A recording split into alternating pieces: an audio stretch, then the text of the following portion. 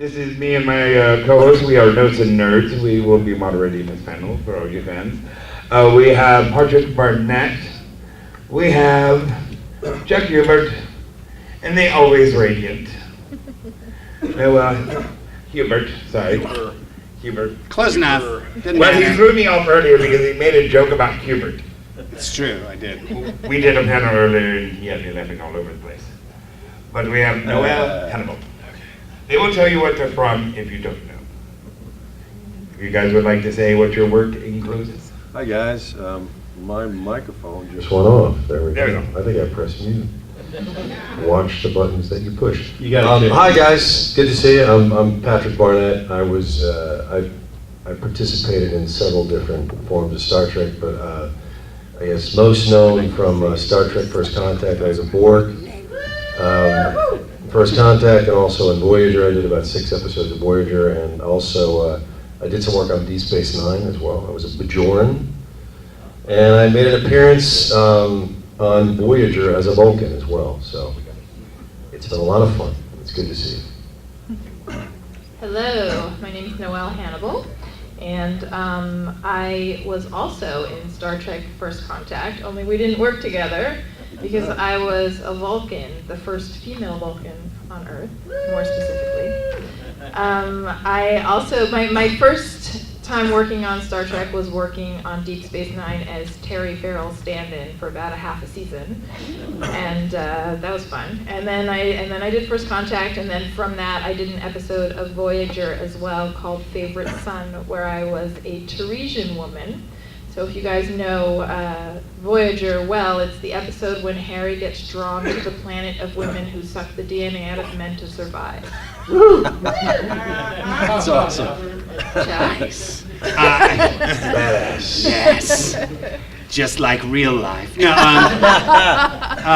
I play Dr. McCoy in the fan series, not an actual Star Trek series, but the very well done Star Trek Continues. Great series. That's an amazing. Oh, dude, yeah. Bones. Bones, I'm the Bones. I rechristened me as the Bones the first day on set. I said, I'm not Bones, I am the Bones. I don't know why. Just to be different. Nice. And I would refer to myself in the third person as I would walk into rooms. The Bones would like some coffee. Nice. All right, so we're going to start off with a few questions just to get everybody warmed up, and then we're going to take some fan questions. If you haven't done a panel, now you know it works, supposed to. And yes, I want to still pan. I'm terribly out of shape, but even though people tell me round is a shape. Dude, you're doing like 3,000 things. Cut yourself some slack. How about a hand for the Notes and Nerds? Yeah, Notes and Nerds. Making it happen all weekend. Thank you very much. You're making me blush. So, question I have. Mr. Huber, not Hubert. I answer to whatever. Except late for dinner? See, yeah, now I can't talk. We'll just call it I'd like to discuss with you what drew you to Star Trek Continues, actually. Vic, my buddy Vic. My buddy Vic's the executive producer in our Captain Kirk, and I've known him for about 17 years, and he did my movie, which is on Amazon Prime now, called Arbor Day the Musical. It's the best September 11th musical ever, and it is. His song Firefighter Jesus is amazing. And so he did my movie, and so then he said, you have to do my Star Trek fan series. And to give you some perspective, like, I was like, oh, crap.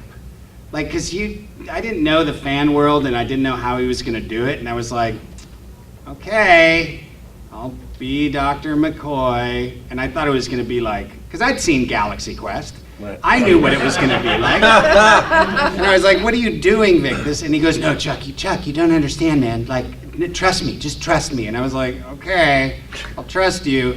And then he was like, Chris Dune's going to be our Scotty. And I was like, what? And he was like, yeah, and Grant Imahara is going to be Sulu. And I was like, okay, I don't understand what's happening.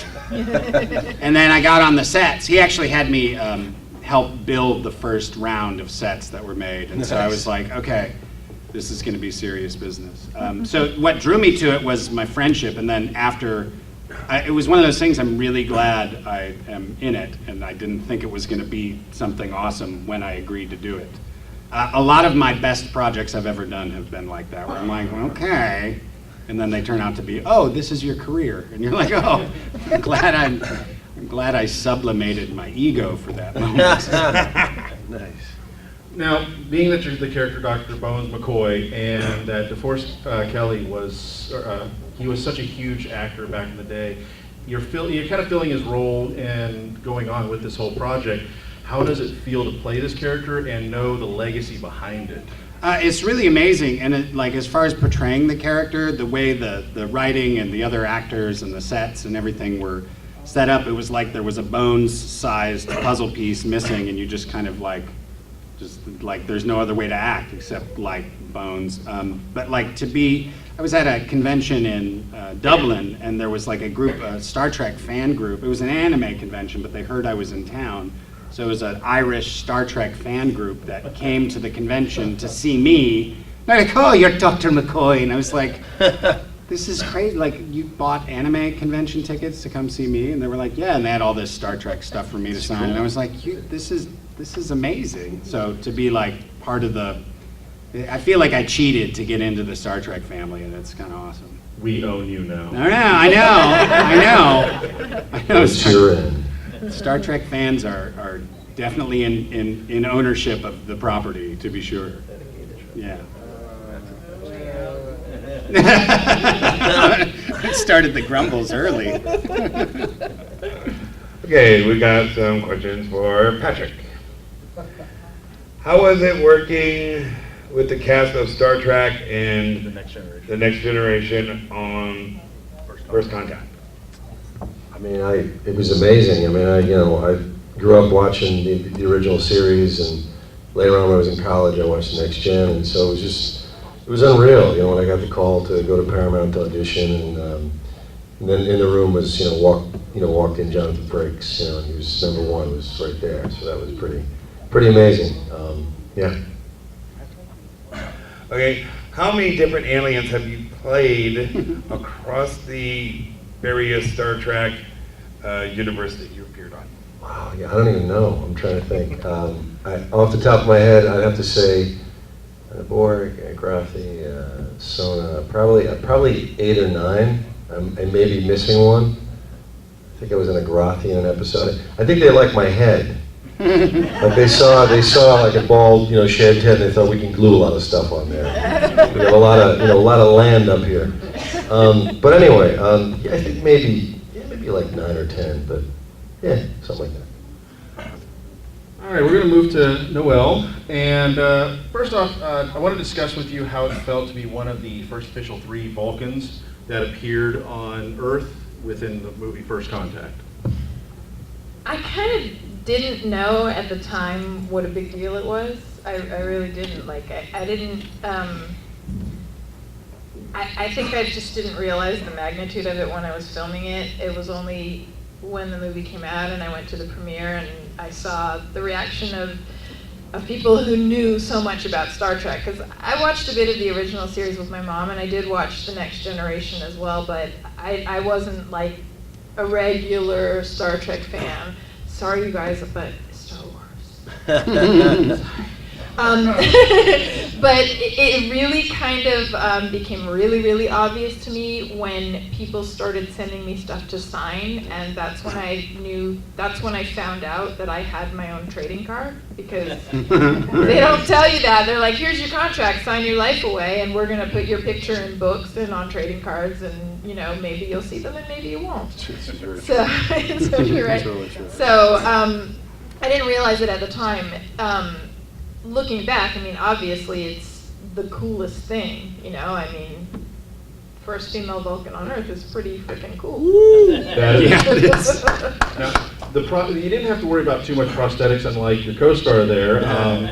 You spent half your day in the chair, pretty much, if I'm correct. Yeah, we get there. I mean, I think most of my call times are about 3 a.m. Oh, yeah. So we get there at 3 a.m. and it's kind of chilly. You're in like a little sort of black leotard, and you're in the makeup lab, and you're looking at all the shelves, and on the shelves you have all the masks. It's like all the monsters. And it starts at 3 a.m. and they glue the tubes, and then they do the packs, and then the airbrushing, and Yeah, then after you get the makeup, you have the suits. So you go to the Todd Masters guys, who are the amazing suit effects guys, and they glue you in the suits. So there's a whole sort of like another hour and a half of getting the suits. And when we did First Contact, this was kind of rough, but they didn't have zippers in the suits, so you'd be glued in these suits for hours. And if you had to use the restroom, they literally had to rip you out the suit and glue you back in. So it's nuts, yeah. So basically, How bad the situation is on going bathroom all just depends. Oh, there you go. Good one. How long? But anyway, Yeah. How long was it getting out after you were in?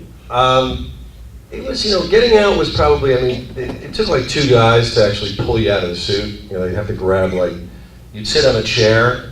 So I'm going to extend my legs here.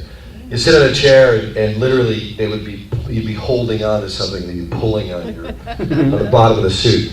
But anyway, so eventually when we went... Stop describing it that way, because I'm a that's what she said master, and you're killing me over here. Nice. And then, he's a funny guy. Good. So then we, after that, they put the zippers in for Voyager not long after that, because they realized that, the actors needed to use the restroom. And it would be a whole lot easier for not only us, but them, because, it's very labor intensive. What's up? So were you shaving more than just your head? What energy? I don't fall. Personal question. Actually, no, I was just, there was no other Actually, I think I shaving know what he's requirement. going for, and it wasn't where we took it. I think it's not a bad thing. It's looking at your forearms right there. I know. Did you, because you had some stuff on your arms, if I remember correctly, or was that just all bodysuit kind of stuff that was down that way? Yeah, no, there was no part of me other than my head that you saw in the movie, really. Okay, so Yeah. you didn't have to worry about actually, as he was curious. Right, no, that's a good question, very good question. No, there was no, basically, they put you in like black leotards. You're wearing like a jumpsuit, like a black suit, and then they slip the suit on over that, so. Now, back to where I was originally going with this was for Noelle. I digress. And, Patrick just has to take the spotlight. Gosh. I'm just teasing. I'm leaving now while Patrick beats up Eric, so I'll see you. We're selling tickets for 3 o'clock. All right, no, seriously. For your Vulcan role, you didn't have to do as much heavy prosthetic work, I'm guessing, as Patrick You'd be did. surprised. Really? It was 3 Detail. hours. Yeah. Really? Yeah, because they have to cover up my eyebrows, they have to build a new eyebrow, they have to do the ears, they have to airbrush me yellow, because, we're not regular skin color, so my hands and my neck and my face, and just dealing with my hair probably took an hour, because they have to, I have long hair, it wasn't quite this long at the time, but they have to make the wig look like it's actually your hair. So if you have all this hair and you put it inside a wig, the wig's gonna sit up here. So in order to make your own hair as flat as possible, they use this product called Gasquat, which is, it's this sticky thing that dries hard. So they take little pieces of your hair and put them in little teeny tiny twists, and then cover your head in this stuff that solidifies, which basically makes your hair as flat as possible, and then put the wig on top of that. So that in itself took about an hour. I'm surprised you have a wonderful head of hair after all that. Because I'm serious, I would be worse than what I am now with that kind of work. Well, it was a long time ago, to be fair. So, Hair grows back. Yeah. On the Continue set for Todd, because Todd gets into Vulcan makeup too every day on the set, they made it's like a tripod with a chin rest, so he can fall asleep while they continue to do the makeup. Wow. Yeah. Nice. And it's same, it's like 3 hours. Cool. It's three to 4 hours. Wow. Now, you mentioned your Teresian character on Voyager. If anybody Googles them real quick, which please don't, they kind of look like the Trill. Did it feel kind of like, was the makeup process for that, how long did that take? That wasn't much. It was kind of like glamour makeup, except for the spots. But again, it was a wig. So that process to get my hair underneath this blonde wig that I had was about an hour. And then, the spots, it's just, they have what do you call it, a stencil, Mhm. and they just airbrush them on. But I mean, the funny thing about doing that is they're so specific with the costume, and it's, we were in these slinky silk dresses. They even provided the thongs for us to wear. Wow. Yeah, they're like, here's your underwear. I'm like, can I not wear my own? No, you have to wear the thong. I was like, The seedy dark side of Star okay. Trek. That's right. So yeah, And now you know the being rest a of the girl is story. fun. So, now the new Star Trek franchise that's running with the J.J. Abrams universe, or whatever they're calling it. Now, are you guys gonna possibly want to, like, for you two? Because I mean, you're busy with a lot of anime work. Would you want to be on one? And do you guys? Yeah. even I have just any say desire? have JJ call me. Yeah. Like I'd do anything JJ Abrams did. I've been a fan since Felicity, so like. Oh, that's right. Right. That's right. So I like, totally forgot about that. JJ call me. I'm willing to do anything. I'll wear a thong. It's okay. And, yeah, I would do anything, JJ did. Oh, Patrick, you're gonna wear a thong too?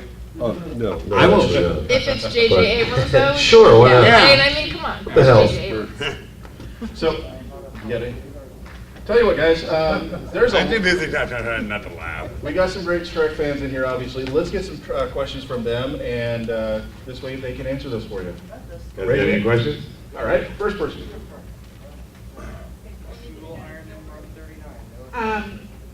How you put this as way of, you always make a comment about all the things that were used in the Star Trek series. A lot of them have come to be used now. What do you think? Is that kind of yes or no? Yeah, my favorite new thing that's happening, sort of Star Trek-wise in the world, is that I think the internet is, because like in the Star Trek universe, everybody's, the economics of the Star Trek universe, everybody is basically allowed to pursue their own passion, their own drive, whatever they truly feel inside is what they're supposed to do, is they're allowed to do that. Yeah. And I really think the internet and Uber and Airbnb and Etsy and Patreon and Kickstarter, like, you just see that these micro companies are just able to, like, I made an amazing piece of luggage, and then they get $1 million and suddenly they have a company. So like the Star Trek economics is starting to even come into play. If you do it right, I tell people at conventions all the time, if there's something you love to make and share with the world, if you do that long enough, if you would get up every day without getting paid to do it, if you plug it into the internet the right way, the other 100,000 people on Earth who think knitted squids are the bomb, you will sell 100,000 knitted squids to them every year, and you get to be the knitted squid lady, who I personally know, and she makes a boatload of money. But Knitting it's squids. kind of neat how things that they use, it's just like, what do you say, we call them now cell phones. Right. Yeah. Back then, They were sort of primitive on Star Trek. I mean, you could only like flip it open and talk to people. Yeah. You couldn't like. Tricorder, right? Yeah, you couldn't But it play. magically told you, it knew exactly who you wanted to talk to, though. That's Yeah. true. That's true, yeah. I thought about I that. have a friend at work that makes knitted squids.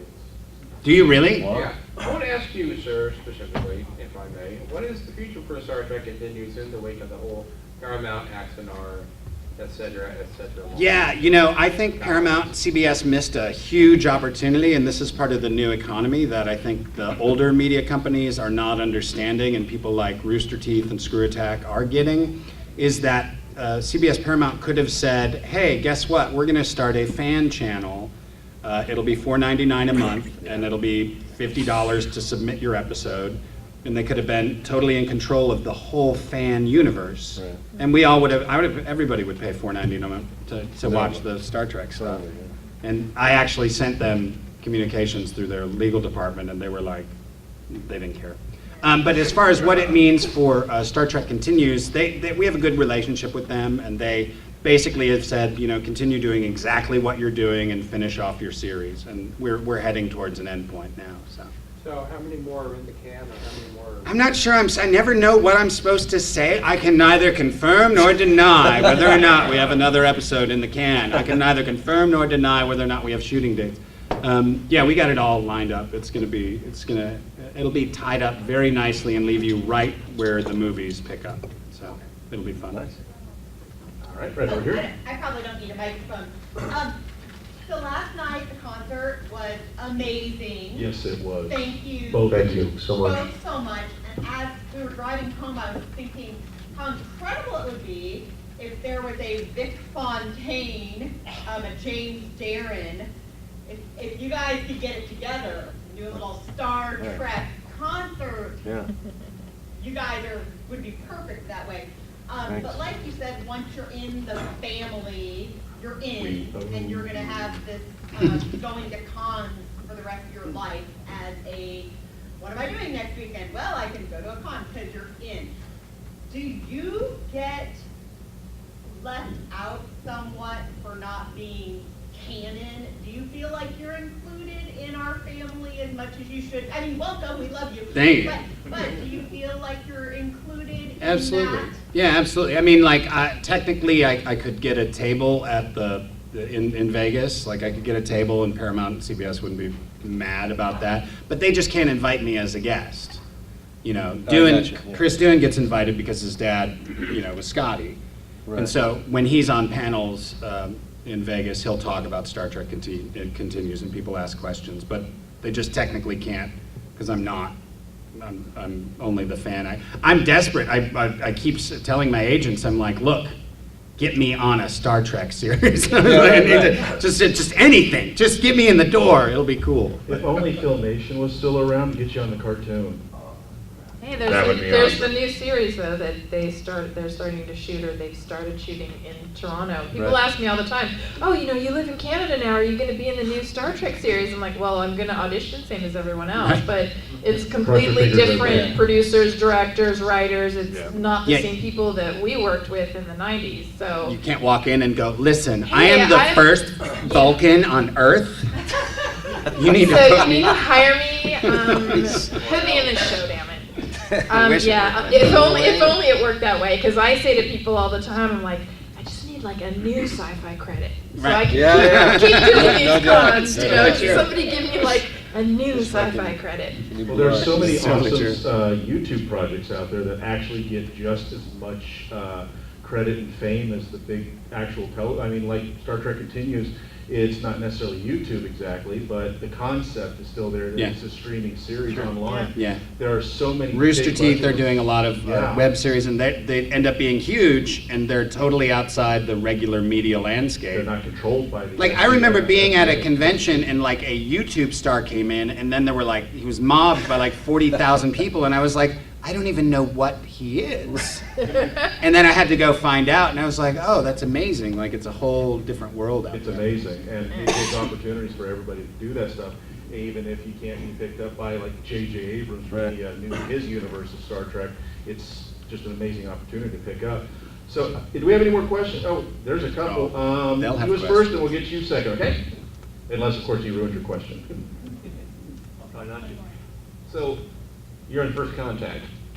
Did you specifically audition for your particular role as a Borg or a Vulcan, or were you going for something else? Basically, how did you get into, how did you get invited? That's a good question. I actually crashed the audition because my agent was an idiot and didn't submit me.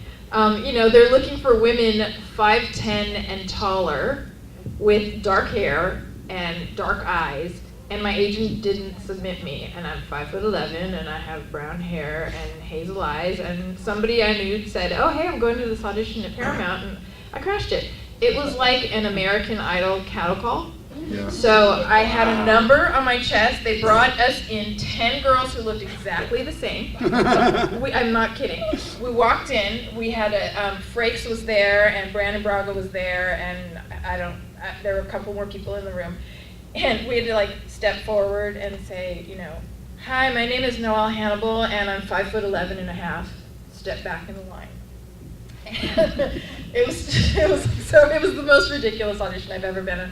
And then Jonathan Frakes said, do any of you know the Vulcan salute? And I went, well, duh. And I was the only one, and I'm 100% certain that that's why he cast me. Wow. I was the only one. How could you go to the audition and not know that?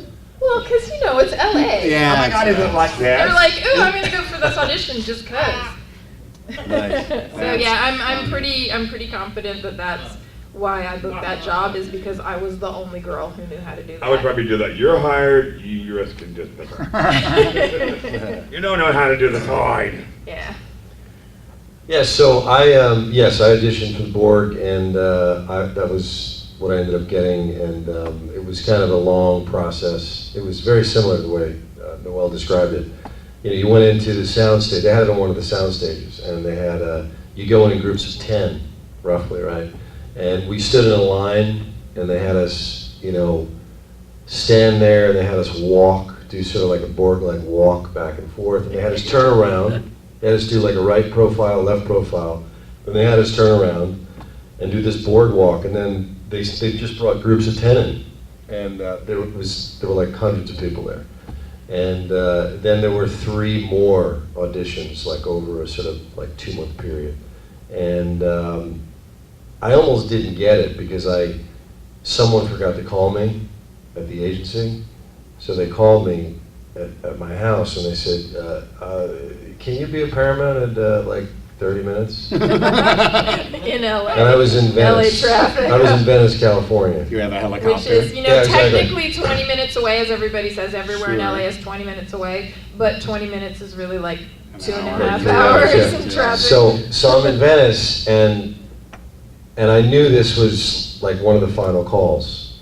So I jumped in my car. I literally drove like 100 miles an hour, and I got there and I parked and I ran across the lot. So I'm like OJ in the Hertz commercial, like, you know, running across the lot, and I see one of the security guys, LZ, who's like the main security guard for Star Trek, and I said, hey man, you know, he's still up there? And he said, dude, I think they're done.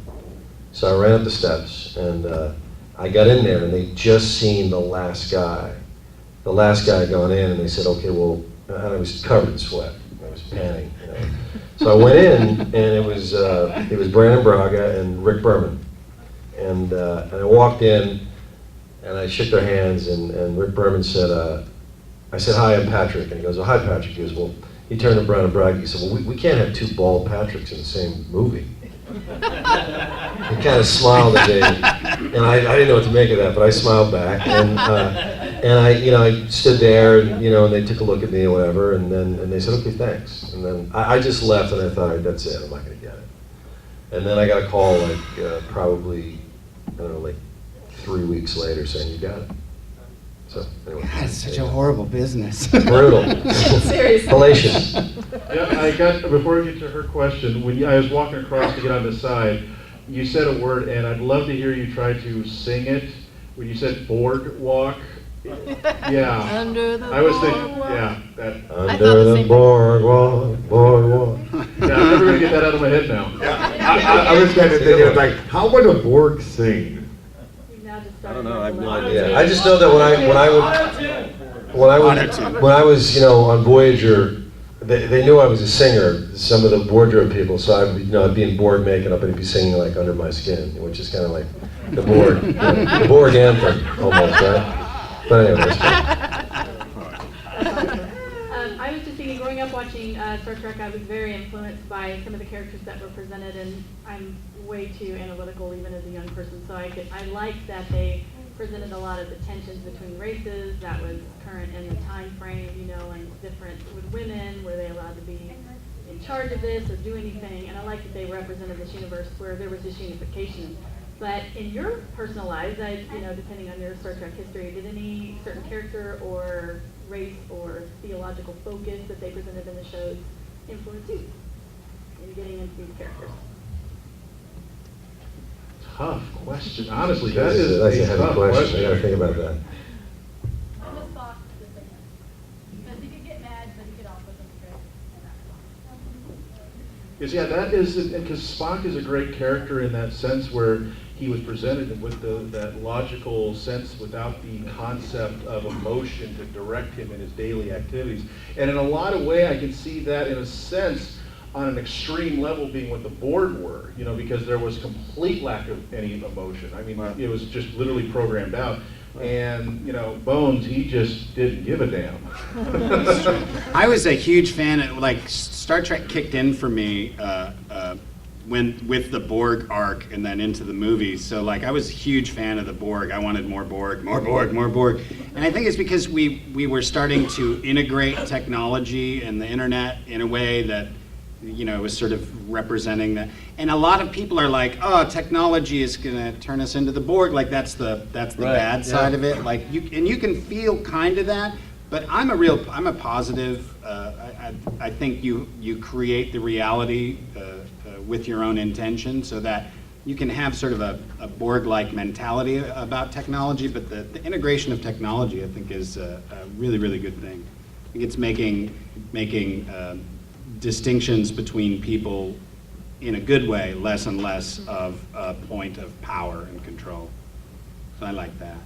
But yeah, like back to that whole concept with the philosophical, theological aspect of it. I mean, Gene Roddenberry really did touch a lot on that, especially like a lot of people think is one of his worst films as far as the classic Trek series was the, oh my God, I'm horrible.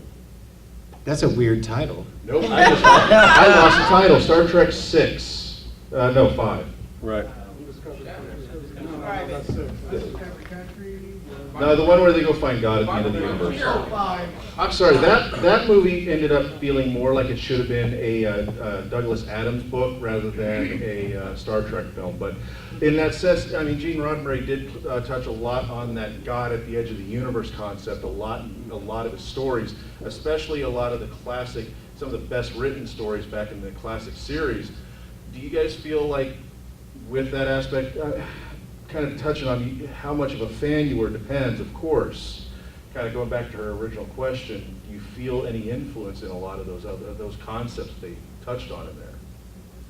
That was a long question. I know it's trying to got word it. confused. It's a hard question to word without, because it's so touchy. Like, you know, the tensions, like she was mentioning, you know, the philosophical aspects. I like God.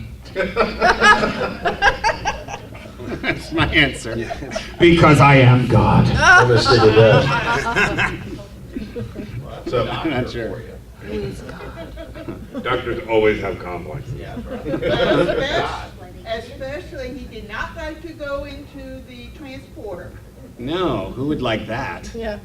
Still waiting on that. got a question right back here, so. Make those 20-minute rides actually 20 minutes. The new transporter, like the transporter technology, what it really is the 3D printing. If you start to look into some of the 3D printing, they're starting to deconstruct and reconstruct things in amazing ways. And eventually, you'll buy an Amazon box with Amazon goo that you purchase from Amazon and pour in the Amazon box. And when you want something from Amazon, it will We'll make it. in your printer. Awesome. That's right. Tea, Earl Grey, hot. Tea, Earl Grey, cold. I'm feeling sick. It'll be great to have those kind of devices, you know, and all of a sudden we all go to have them and they fritz out like on a few episodes of Classic Trek and Next Generation. Then we're all going to hate them. Got any more questions? My way of going with Bones again.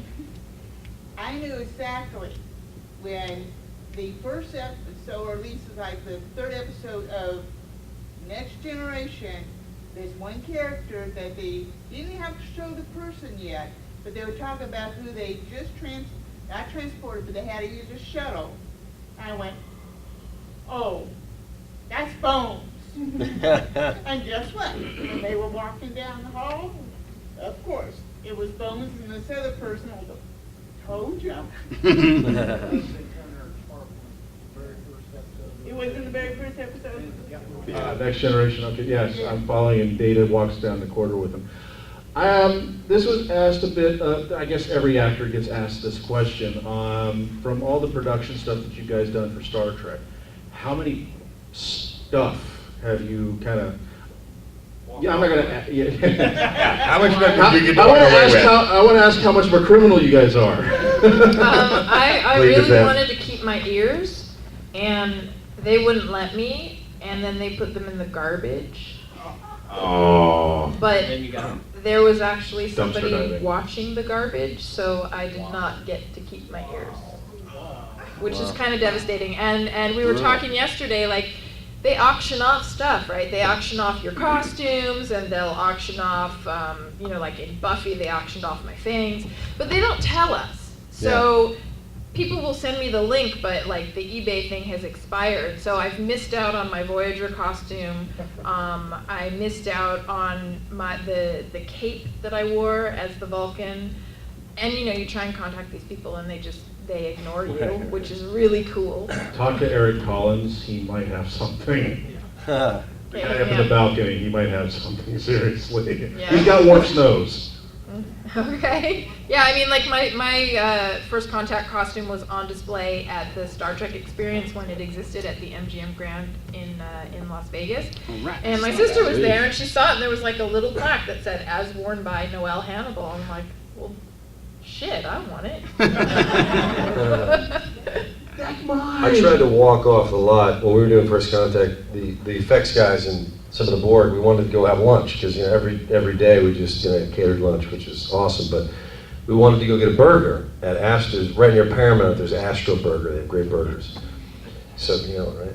So so a couple of us, we said, let's just walk over to Astro Burger. So we're walking across the lot. We tried to walk off the lot. They said, no man, you can't leave. So I was like, you think I'm actually going to go home with this thing? It's like 120 degrees in here. But anyway, they wouldn't let us get a burger. Yeah, they're really, that is definitely the production company that is like the tightest and the strictest on you being able to take anything. I think I have something from every other job that I've ever done. Like I have one of my latex masks from Buffy on a styrofoam head. You know, they took it off me very carefully so that I could keep it. I have like a detective plaque from a TV show that I did. But Star Trek, they're like, nope, you can't have anything. You can't have, like, not your ears, not your eyebrows. That's when you just take it. But they watch you. They keep an eye on you. It's like security. Like, how are you gonna do this if, you know, they're in the garbage can, but there's somebody watching the garbage can? The only thing I can suspect on a logical sense here, okay, now, the only thing I can think of is the sanitary purposes, because, I mean, that's been on your ear, it's been exposed to a lot of sweat and chemicals, and maybe, that's the only thing I can think of. That's my problem. I think it's Yeah, more I that they agree. don't want me to turn around and sell it. They think I'm gonna sell it, Yeah. you Yeah. know? I would They like to want keep it. it for I was trying to play myself. nice. Yeah, they wanna sell it, you know, they wanna auction it off, they wanna do whatever they wanna do. And I'm guessing, Chuck, you don't get to keep any of your stuff until the show's over, and then it's gonna be a mad brawl, isn't it? I don't, you know, I need to start putting a bug in Vic's ear, like, you know, it would be really cool for me to take home. You know, like, you couldn't get like the whole sick bay, but there's some stuff in there that I could. They did give us, after the first vignettes we filmed, we all got, they had made too many turbolift controllers, so everyone's got a turbolift controller. I wanted to put it on my front door, but it just doesn't look right. You have to change the whole door then, so. You know, as far as that sick bay is concerned, we could just go up talk to Jessica and convince her. You know, it'd be cool. I don't understand. Convince her what? That you need to add on to your house for it. Oh, add a sick bay? No, we have 7 kids. We can't add a sick bay. We need an actual medical tent. Well, you can have the first Star Trek sick bay that's actually functional. That'd be awesome. Do we have another question right here real quick? Yeah, as the first Vulcan female woman type person on the planet Earth, did they actually do a fitted molding of ears, or did they just say, well, here's something we got, put it on? No, they were fit, everything is very specific. Yeah, everything's very specific. Wow, and same with Porgy? You know, they put like a bald cap, as if I need one. That's like the joke, the running joke, in the lab. But yeah, they put the bald cap, and I think sort of maybe one size fits all, and they just glue it appropriately. And yeah, and then they take all these parts, and they have all these tubes and things that what they did was they had like 10 or 12 board that they made look like thousands. So through the use of actually changing the pieces around in the heads and stuff. But not the whole head in a thing as they pour in a mold and... Actually, no, but the suits were fitted. So before we did the movie, we went to the effects house and they put us in, they fitted us with the suits and molds and stuff. Nobody wants a baggy Borg. Baggy Borg. He'd be a sick one. They'd have to destroy him. Picture him like,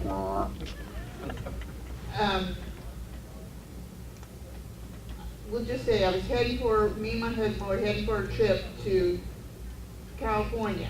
We made sure we stopped at Las Vegas to go to the hotel that you're talking about that was set up like corks. Oh, It cool. was really cool. Wow. Well, me and my boyfriend was gonna go there, and when we got there, they said it's been torn down. Yep. I'm like, bummer. Wow. Do we have any, English. I'm a professional, I promise. It's a follow-up to the original one. So, in your roles, do you feel like that's helped you gain more roles in either TV shows or movies?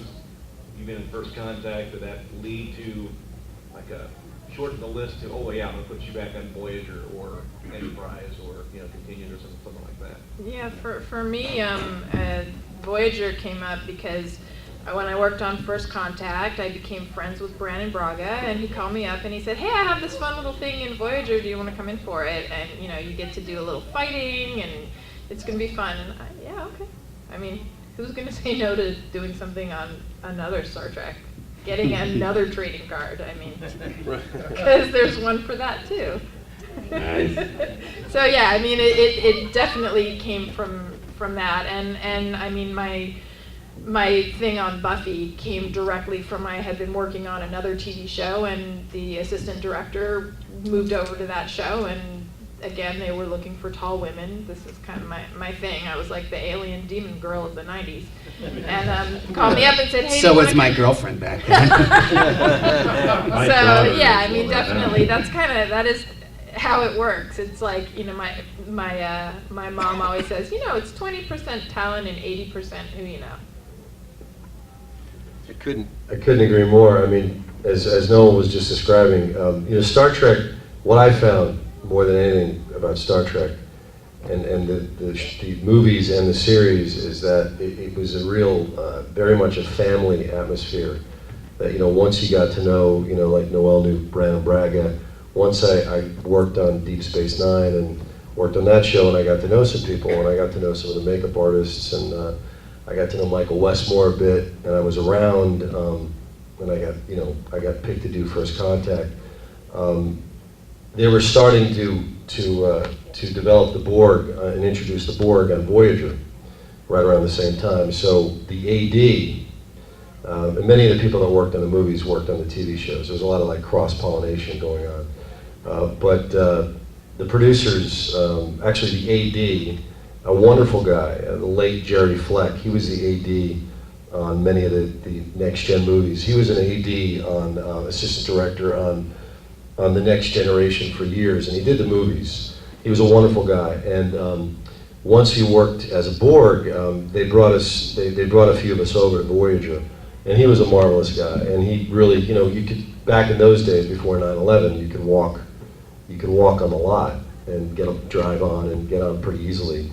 And I might have an audition over there, and I just pop in the office, and I'd say, hey Jerry, how you doing? He'd say, hey Patrick, I'm good.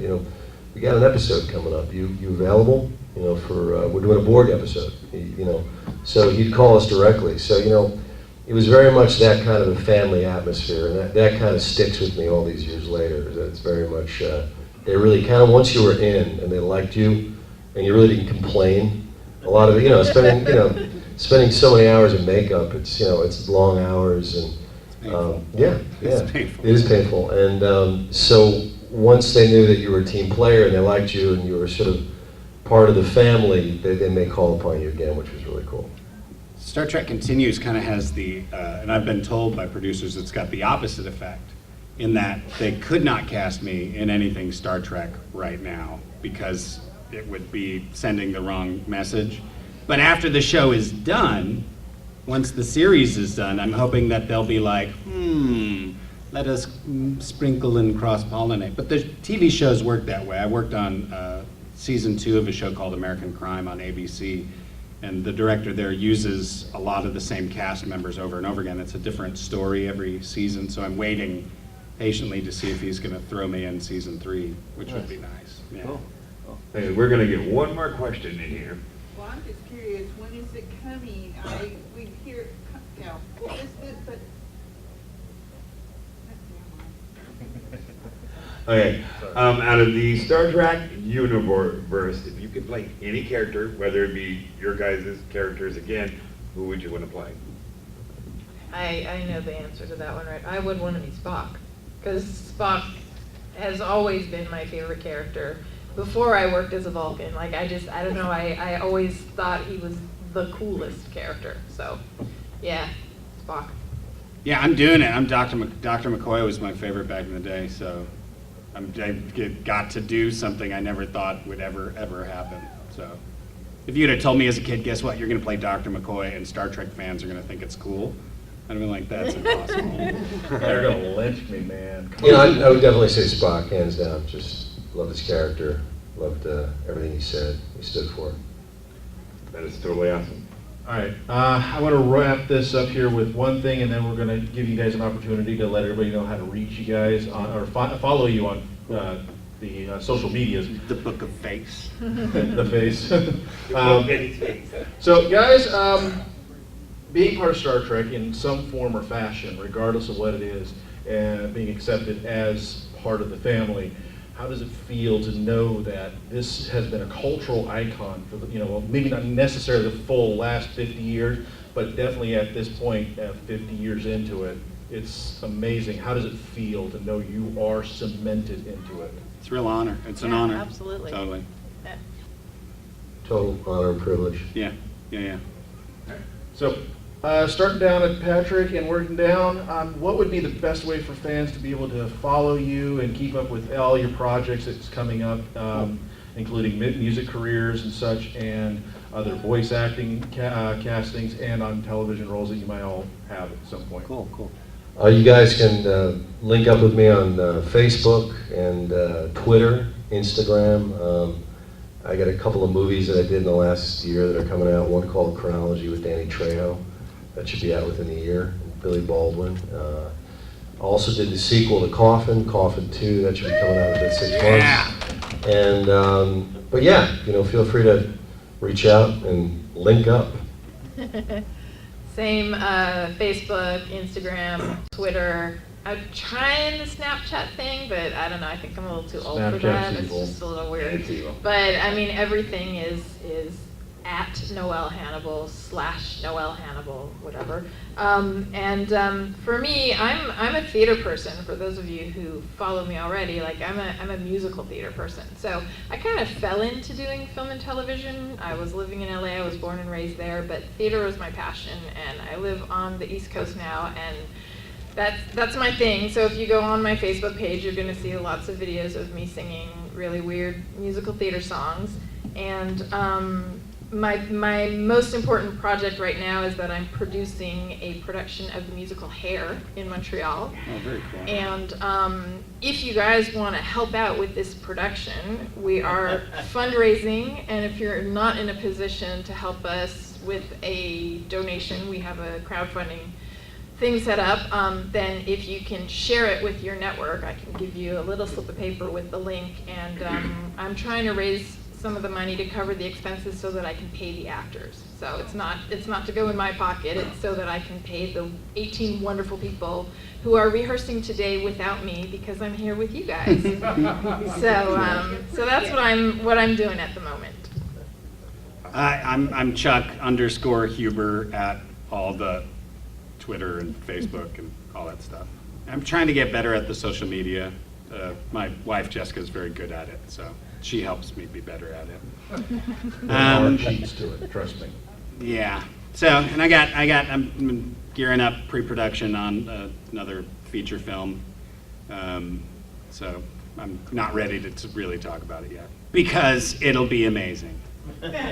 Actually, I want to make sure I'm actually going to make it before I talk about it. The small details in the whole process. Yeah. We want to thank you guys so much for being here. Thank you. guys give a Thank round you so of much, applause. guys. You're the best. Thank you. Don't forget, you guys can meet them, greet them, get autographs, pictures, etc. upstairs in Rest the of the grand, evening and tomorrow. in the grand ballroom. So.